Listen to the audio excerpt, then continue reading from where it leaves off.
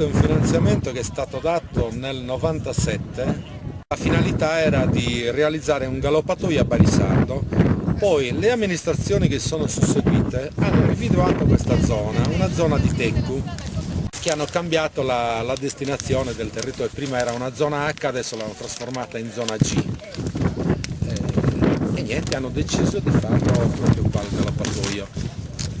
Personalmente io non sono neanche favorevole assolutamente a fare un galoppatoio qua, però siamo andati troppo avanti con l'iter burocratico, sono già stati pagati tutti gli espropri, l'impresa si è aggiudicato già la gara d'appalto e dunque abbiamo tutte le autorizzazioni e ci viene male cambiare la destinazione in un'altra zona. Siamo già troppo avanti con l'iter burocratico. Si poteva scegliere sicuramente un'altra zona, però questo ci ritroviamo, cosa facciamo? Io adesso ne parlerò all'interno di tutta la mia maggioranza e vediamo un attimino se si può trovare una soluzione, anche l'assunzione di un archeologo per seguire tutti i lavori.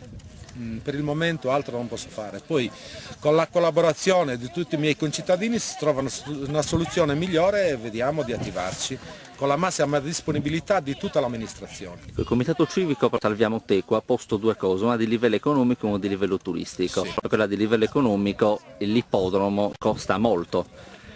Barisardo si può permettere di fare questa spesa? Non sarebbe più conveniente nel caso utilizzare questi soldi per creare magari delle piste ciclabili dove far circolare i turisti o anche organizzare delle visite guidate? Se noi avessimo la possibilità sicuramente non avremmo impegnato questi soldi per fare il galoppatoio, siccome è un finanziamento mirato non possiamo utilizzarlo per altre finalità. Il Comitato rimprovera il fatto che si siano svegliati dopo 15 anni. Io avrei preferito che questo comitato, già al momento che hanno cambiato destinazione di queste 14 ettere in zona H e in zona G, già da allora si dovevano attivare. L'impegno massimo sarà dato da parte di questa amministrazione affinché un archeologo competente di questo territorio sia presente nella continuazione dei lavori.